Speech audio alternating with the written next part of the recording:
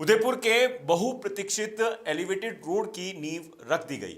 Elevated road बनने से प्रभावित होने वाले व्यापारियों की भी अपनी अपनी राय है। कुछ व्यापारी इसे फिजिबल बता रहे हैं तो कुछ इसका विरोध कर रहे हैं। उनका तर्क है कि एलिवेटेड से व्यापार प्रभावित होगा, जबकि एलिवेटेड के फेवर में आने वाले व्यापारियों का कहना है कि जयपुर, अजमेर, कोटा आदि शहरों में भी एलिवेटेड रोड हैं। विरोध करने वालों को इसकी स्टडी करनी चाहिए। इन शहरों में कोई व्यापार प्रभावित नहीं हो रहा है, जबकि ट्रैफिक व्यवस्था में सुधार ही होगा। आइए जानते हैं ये व्यापारी क्या कहते हैं और एलिवेटेड रोड के फेवर में कितने हैं। सबसे पहले उदयपुर के सबसे बड़े व्यापारी संगठन चैंबर ऑफ कॉमर्स के वरिष्ठ उपाध्यक्ष सुखलाल साहू क्या कर रहे हैं, सुनते हैं। वह इसके विरोध में है। उनका कहना है कि इससे सिर्फ 20% लोगों का फायदा है। विरोध के साथ उन्होंने रास्ता भी बताया।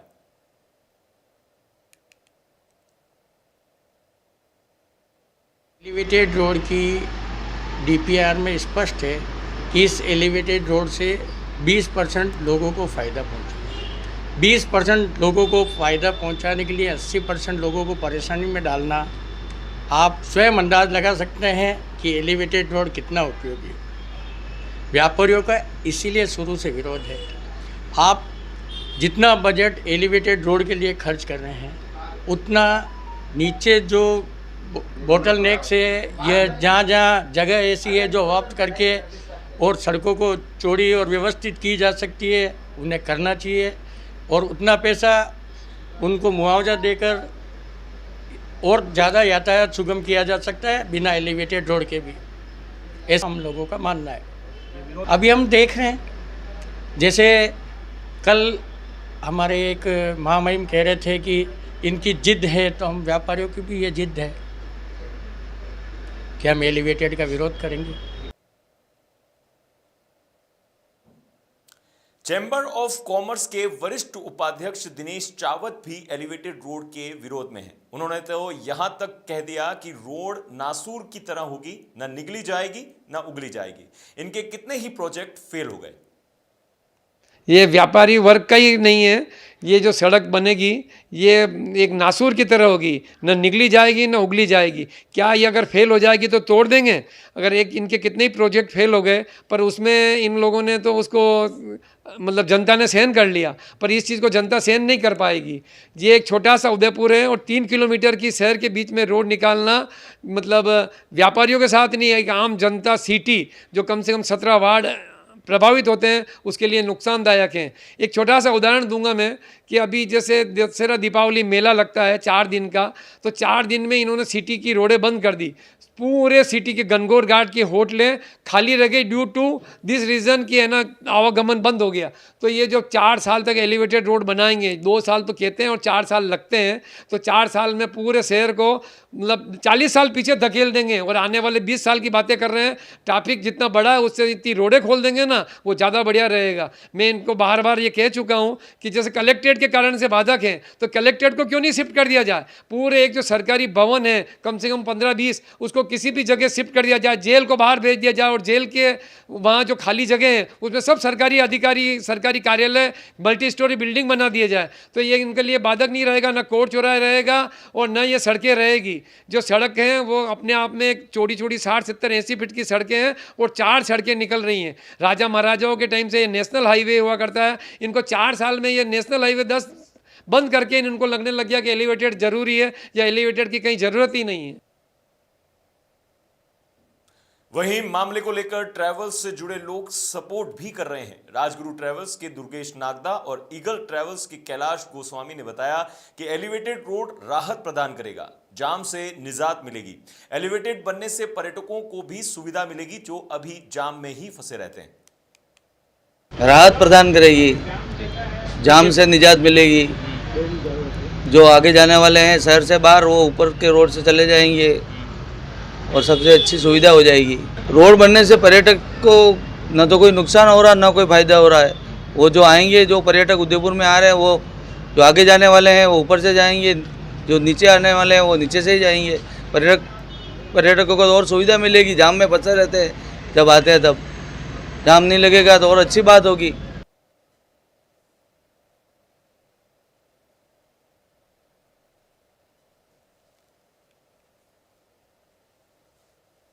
लाभदायक है,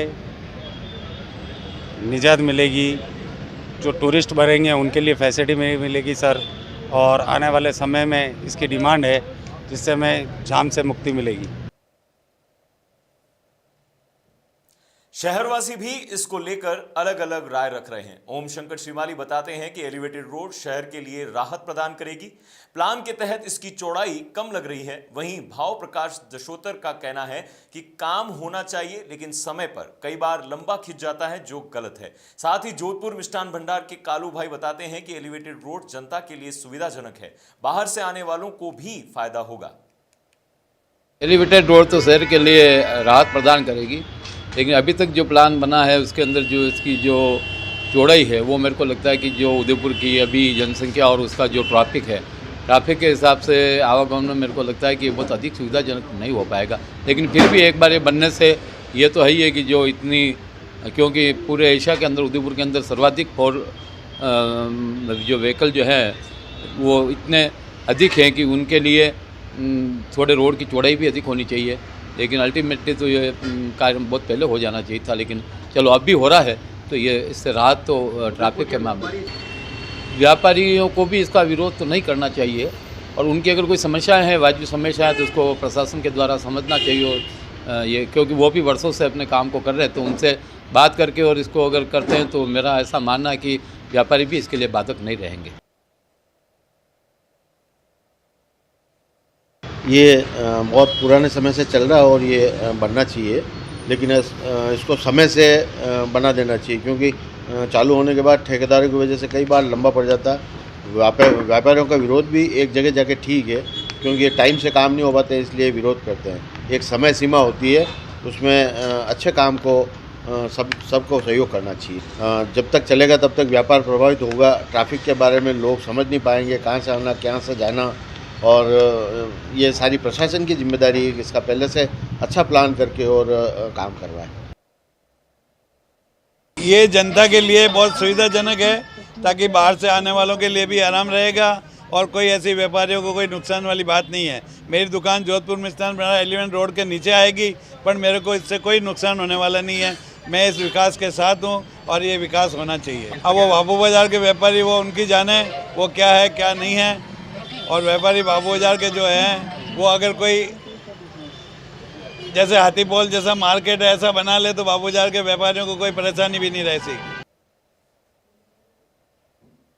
चैम्बर ऑफ कॉमर्स के वर्तमान पदाधिकारी विरोध में, लेकिन पूर्व पदाधिकारी इसके पक्ष में देखते हुए मिल रहे हैं। संगठन के पूर्व अध्यक्ष गणेश डागलिया बताते हैं कि एलिवेटेड रोड बहुत पहले बन जाना चाहिए था, इसके बनने से कई सुविधाएं होंगी। ये सब लोगों की अलग अलग सोच होती है। मेरी तो ये सोच है कि ये एलिवेटेड रोड बहुत साल पहले बनना चाहिए था, और इसके बनने से कई सुविधाएं हो जाएगी। जिनको सीधा जाना वो डायरेक्ट निकल जाएगा, जिनको बीच में कोई परचेज करना तो वो अपने आप रुक के ही परचेज करके जाएगा।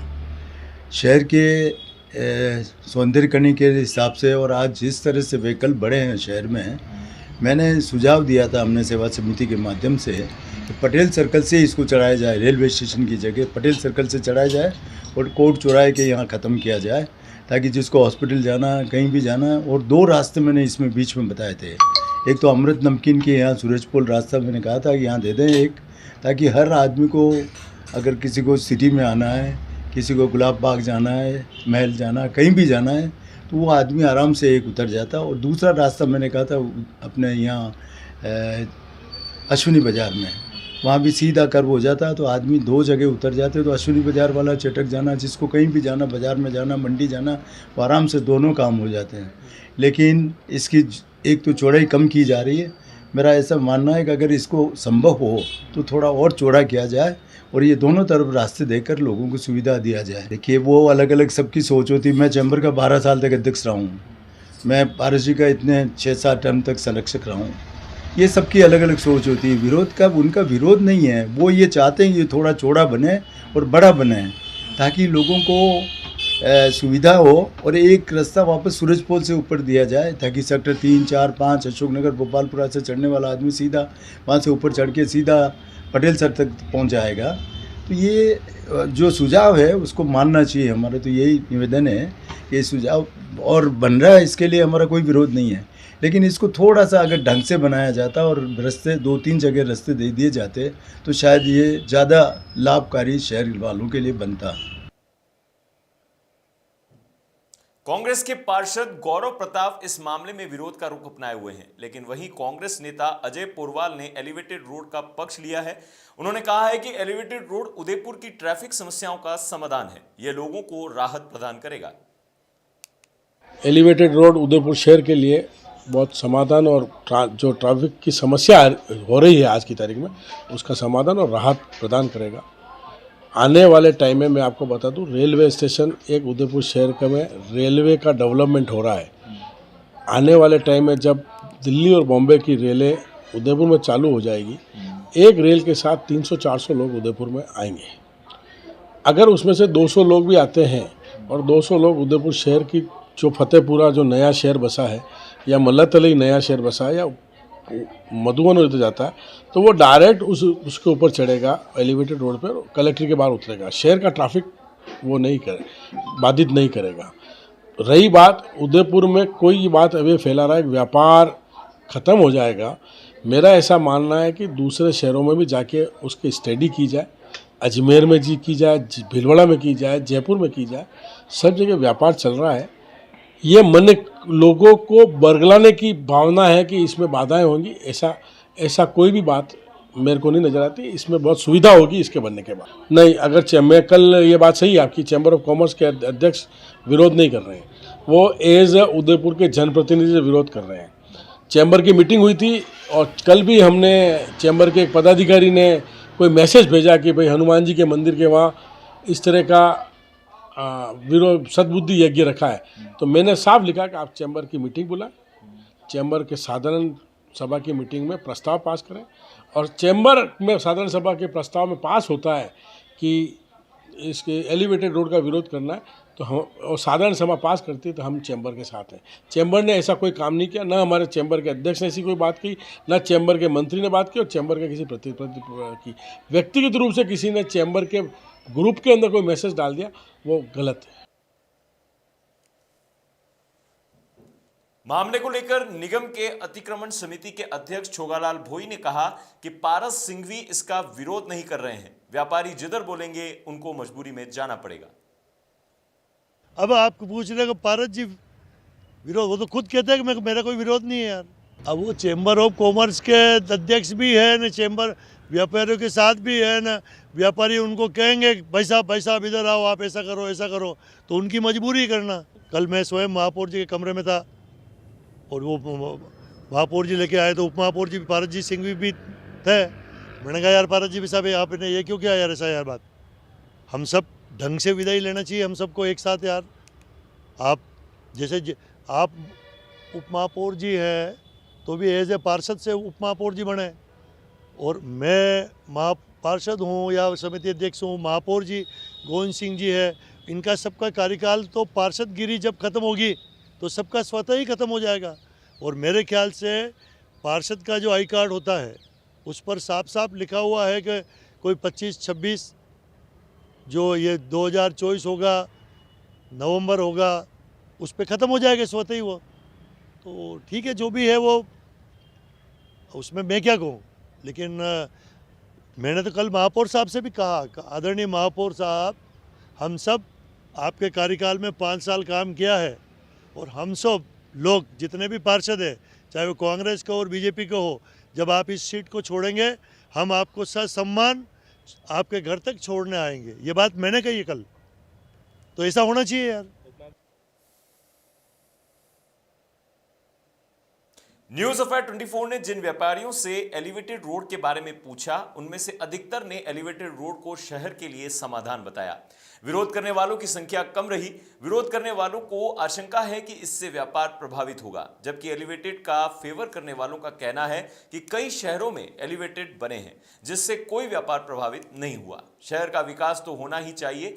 यह निष्कर्ष जरूर निकला कि एलिवेटेड रोड को और चौड़ा बनाया जाना चाहिए ताकि शहर के ट्रैफिक के जो हालात हैं उससे निजात मिले।